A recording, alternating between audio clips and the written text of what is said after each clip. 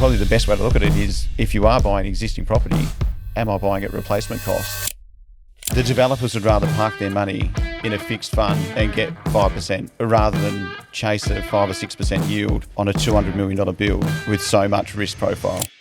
Hopefully in future for myself and a lot of people around my age, the property market will start to go down a little bit. We call you the Gen Zer. This is no different. No matter where you look, they've always had challenges.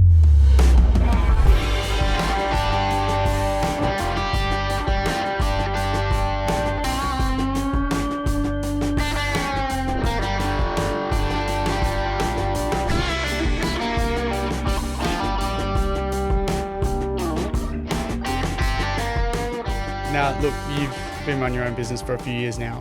What do you think that the most important thing that you've learned about running a business that's got nothing to do with that plumbing or design side? What's the most important thing that you've learned? I thought the question was, you've been running from your business for the last few years, and I was like, that's true. From a business sense of things, here at OCG, we invest in property. We're active property investors in both resi and commercial. So we like to, maybe not to the scale of some of the developers and clients out there, but we treat every job like it's our own. What do we want to future-proof it? We know that, when we're doing multiple sites where you've got a service station, a couple of fast food outlets, we know that those assets that don't always perform the same. So a service station, for example, will perform a little bit better than a box standard retail or a big box retail. And some of these big industry funds will look to divest and get some of those non-performing core assets out of their portfolio. So when we're designing, we're actually looking at that going, if they do divest here and they do sell it to a BP or a mobile or someone like that, what does that look like from if they do green title it, where then you need your own separate set of services? Are they going to be ripping up this car park just to create their own sewer junction and to get their own water meter in? That's rattling through our head as we go through that. So it's not only the design side, we've got the client who maybe doesn't even think about divesting, or maybe thinks it's at strata at the moment, but is there an option to go green title and split that and sell it and get rid of the underperforming asset? That runs through our head at the time. So even where we're, the location of where we're putting services, we make it very easy to dig down in one spot, isolate that, and reconnect it out to another service, to the water corp or whatever that might look like. So, for me, it's always thinking about not what we want as a business, because no one cares what we want as a business. It's about, what do your clients want? Like, what do they want out of your services? So many people go, well, what do we need? What do our staff want? Or what do we want to do as a business? It's like, what can you deliver for your client? Because without the clients, we don't have a business. And it's not all about them, but a majority of it is, because without them, we wouldn't be here. So it's all about liaising with them, and I think it helps being active investors and in that space as well. Like it's to get into that that frame of mind and understand what complications they're going to come out and really future-proof it. And when you bring those conversations to the table, you can see them ticking away going, fucking hell, I didn't even think about that. And that, for me, that's what business is all about. Like we want to be there not just as your short-term partner, your cheap partner that's just going to design a couple of lines on the paper. We want to be there to be protecting your future assets, because with the hydraulic services, with plumbing, it's always what goes down drains you'd hate to think. And with the water service, like, there's energy in all our services. So fire, there's been cases where they've said, we've done the calcs, we don't need fire, we don't need tanks and pumps. And of course, the water main in the street is forever fluctuating. So the water corp want to always use the lowest amount of pressure possible, because that puts the less strain on their assets. They don't want to replace them every 50 years. They want to replace it every 100 years, or a design life of 200 years ideally. And at the rate of PVC, probably 300 years. It's important to understand how we can future-proof them, not only from a maintenance point of view, but also that divesting point of view, and just really understanding that the cost impact of our design really doesn't start until that tenant or that person occupies that building. And that's when the real energy comes into the services, and that's when it's under constant load, and that's where friction and velocity of water and flooding and all those sort of things happen. And that's the important to sort of understand that's where the game starts. So you've got to be thinking of the end game before you think of the start game. Now look, you went from working on the tools, installing all of that stuff yourself, to building a team and leading your own consultancy, obviously, as we've mentioned. But nobody teaches you how to be a boss during your apprenticeship. You kind of get dragged along for 4 years, and you never get any teachings on how to run your own business. What's that transition been like for you? And what kind of leader did you not want to be when you came to your business? I didn't want to be a cunt. No, for me, like I think in general, like some people can lead teams very well. Some people micromanage. Some people feel they need to be across everything. For me, I think you need to lead a team that empowers them, not disempowers them. When someone comes to me with a question, I like to try and get them to answer their own question, and help them understand the process of, like, I don't need to be, if everything needs to come through me, I haven't built that team correctly. I haven't built that team to be able to stand on their own 2 feet and grow them as an individual, and just treat people how you want to be treated. That's the key to it. Like, I'm not a very good people manager. Like, I don't manage people well. I'm a bit of a yes person. I don't like conflict, and that can work in a good way and also a bad way. If you're not giving clear direction to your staff and empowering those staff, if you're like, oh, yeah, and don't pull people up on what they do right and what they do wrong, then they're never going to know. And I've seen that firsthand where people have been let go and then they've come and you don't do them any favours. As hard as those hard conversations are, there's a way that you can treat them and in the way that you can word that. But if someone's not performing, the best way you can is approach that is do them, advise them, and then just say this is the level of expectation. I've been in multiple companies before where they try and perform or performance out these people and criticise them for underperforming until they can slowly get rid of them. And I've also seen where people will just have a fucking underperformer because letting him go is too much of a financial risk with redundancy, annual leave owing. So it's going to cost us 20 grand to get rid of the person.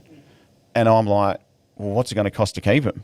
Do you know what I mean? Like, if you keep that person that's underperforming, and there's nothing that, in a high-performance team, there's nothing more demoralising than putting up and accepting someone that's an underperformer. And so for us, what we're trying to build here is a 100% employee-owned company, and that in itself will weed out the underperformer because the high performers won't tolerate the underperformer.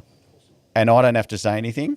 They'll already be feeling the heat before that's the way it works, because the high performers want to perform, and it's my job to get out of the way, take the handbrake off, and give them the jetpack that's going to get them to where they need to be able to zone in on what they're good at and what they like doing, and remove all that baggage that slows them down. It's having that trust in your employees to let them go off on their own and take control of a certain sector, and having the trust and the faith that they're actually going to follow through, and they're going to follow through with, to a higher standard than what's expected. Yeah, and like we always encourage here, people to follow their heart and do what really drives them. Like, I don't want anyone here that feels like they're in a dead end job and a mundane job, and you'd know more than anyone. We like to have fun here.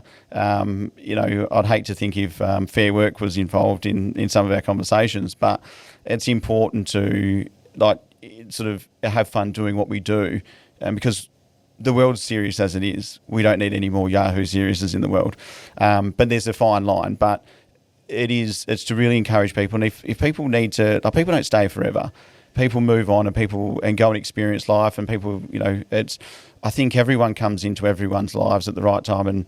And when they leave, they come in to boost and give you something. And then, there's no guarantees that they're going to stay. And it's because they're going to go somewhere else. But I want them to know that, the time they had here was good, and that they contributed, and that they're welcome to come back. And some may not come back, and some may move on to greener pastures. But the people leaving our business, which we haven't had anyone yet, they're potential competitors. I don't want an angry competitor, because they're just going to eat my lunch. They're probably going to eat my lunch anyway, but I'd rather have someone eat my lunch that I can have a beer with than someone that's got a vendetta against me going, fuck him, I'll do everything I can to ruin his business because he ruined my life. or something to that effect. Well, the business world itself is all about networking connections, and if you can build those connections with your employees that are going to come through, you're building them up into maybe going off and doing their own thing. You want to maintain that connection in a good way rather than, like, as you said, ending it poorly, ending it on bad terms, and then getting into a situation where you've got now an enemy as your competition rather than a friend. Yeah, and we certainly don't subscribe to the idea that don't train someone up in case they leave. What if we don't train anyone up and they stay? I'm more concerned about that. Whereas contrary to a lot of people who are like, don't tell them this, don't tell them that, don't share the financials. But what if they stay? What if we just end up with this, someone in a dead-end job that is just going through the motions, just rolling over and ticking up and just ticking the box and getting out of there? Like, we certainly don't want that. We want, people that are empowered and people that are energised, and people, and sometimes I get drawing lines on paper is not that riveting, but it's our job to sort of, get to strip back what they don't enjoy and more, and give them that time and space and give them that energy to really bring out that creative side of what does get them flowing. And that's the key to it is, and I think that's the beautiful thing about AI is getting rid of a lot of that drag, a lot of that unnecessary mundane task. Everyone thinks it's taking people's jobs, but for someone that should be out there pressing the flesh and getting out there and meeting people in person, but they're not. They're bogged down doing reports, or that you've got a project manager on site going, I've got to do a monthly report. It's like that. What they could do in 3 days can now be done in 5 minutes if they use the right tools. And then they can get back out and do what they do best, getting out there, watching the trades, watching what's going on, the procurement schedule. They can have someone, answering potential emails for them. They can have someone, answering phone calls for them, and it's cheap, it's cheerful. You just need to be able to embrace that AI, that digital world that we're in, and get back to doing what we love doing and getting out there and making a difference with what AI can't. Like, AI can't lay pipes, and it can't build things, and it can't be there on site watching what's going on. That's the strength. Now, looking forward, we've had a lot of guests come in focusing in on the WA property market, and it's pretty intense at the moment, as it has been for the last couple of years. Costs are up, skills are short, and builders are getting squeezed from almost every direction. From where you sit inside of the industry, what's one thing that worries you the most about the WA property market? Yeah, it's a two-speed economy at the moment, and the way I see it is that it's too expensive to build, and the recent fuel price increase is certainly not going to help. Now, the developers would rather park their money in a fixed fund and get 5% rather than chase a 5 or 6% yield on a $200 million build with so much risk profile. The escalation of costs are infinite. There's no way they're going to take that risk when they can park their money risk-free in the bank. And when the developers aren't building, it creates a tighter squeeze. It creates a squeeze on existing stock. It's already tight. Rent vacancies, commercial and resi, are sort of 1.1%. You could argue there might be a fluctuation difference between commercial and office space is a little bit different, but we won't dive into that. But the market's only going to keep moving north. And it's just it's a supply factor. There's a lot of money sitting on the sidelines at the moment and just waiting for the conditions to turn. At the moment, to build, the risk is not worth it. There's so many external factors beyond your control that could make or break that deal. We've only seen, a couple of developers down in Scarborough where they've exercised the sunset clause, and there's a million different ways you can approach that, and whether that was right or wrong. You can take the moral high ground if you like, but the reality is a builder going to start a job that they're going to lose, a couple of, 10 or 20 million on? Probably not. No chance. Yeah. So, of course, you're going to exercise the sunset clause, and I know there's been developers over in Queensland that I know over east that have not exercised the sunset clause. Could have saved 45 million. But from a commercial point, didn't, because they want to tarnish the name. You could argue they're probably a little bit bigger and can probably cop a $40 million loss, but the theory behind that was that $40 million was going to make it a lot more difficult to get pre-sales on all their other projects. So yeah, it's a tough one, but there's always going to be something. There's always going to be the war in Iran. There's always going to be COVID. There's always going to be the fuel. There's always going to be something. But yeah, the reality is we need to build a lot more. There's not a lot of it out there, and labour shortages. It's short, it's tight. Everyone wants $1 million a year for a tradie, and Yeah, it's not. It's a high pressure cooker environment at the moment. It's high stakes at the moment. Probably the best way to look at it is, if you are buying existing property, am I buying at replacement cost, or what would it cost to replace that? And in today's world, it's going to cost a lot more to replace it. Like, the builds are not getting any cheaper.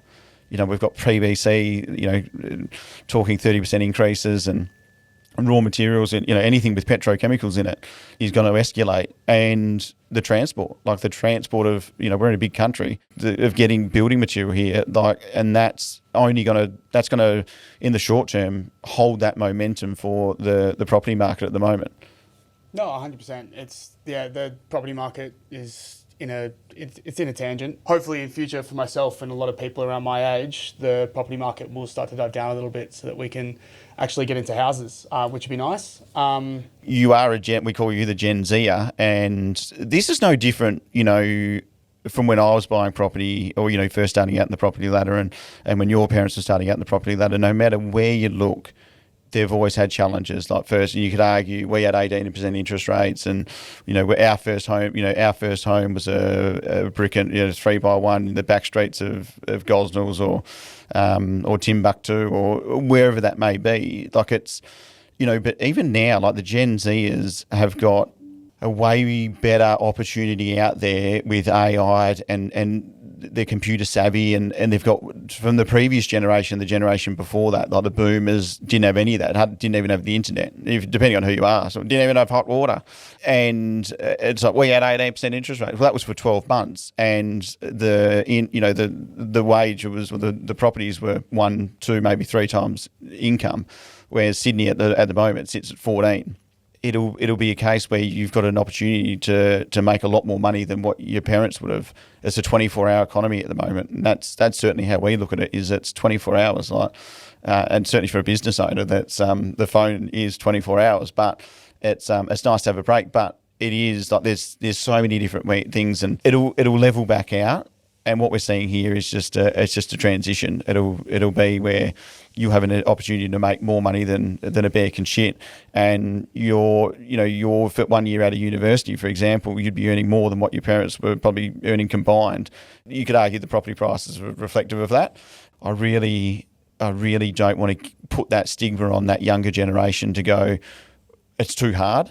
Like, it's just too hard and throw your hands in the air, because it's possible. And it's doable, and it's more doable now than ever. Like with Airbnb, and whether you rent that out or Rentvest, and there's so many different options out there. I just think that people probably aren't as alert and as aware of what they can actually do.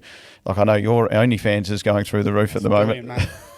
But there's so many more ways. Not suggesting that's a good way, but it's there's a million different ways that you can combat it. So I'd say to the Gen Zers out there, don't fall for that. You've got it too hard, because there's no better opportunity out there at the moment. I think we're talking about having the first $1 billion business with one person running it. Now it's we're talking global. Before you'd work in Perth, it was Perth. And now you can send anything anywhere in WA. Now you can send anything anywhere in Australia. Temu's a great example of that. They have broken Temu and what's the other one? Shein. Shein, yeah. They're billion-dollar businesses eating Australian retailers. They're scraping under that $1,000, that no GST under $1,000. Like, that's got to change. They're coming in, and it's coming in their absolute boatloads. Like, they are. It is. You talk to anyone, like it's you call it Taiwan tin, you call it cheap Japanese, cheap Chinese stuff, but people are buying it, and it is like it's. You can outreach anywhere in the world from your laptop. Yeah, I think the argument between how other generations had buying houses in the past to Gen Z's buying houses now, I think the argument could be given both sides. There's a lot of information to go into from both sides of that argument. I feel like it's probably something that we can dive into a little bit deeper further down the track. But thank you for coming on, putting me back in the host seat. I'm sure it was nice to be sitting in the guest seat for once. And as it always is. I hope you enjoyed the episode. We'll get another couple more coming out soon, and maybe Russell and I will have another sit down. Look forward to it. Bloody oath.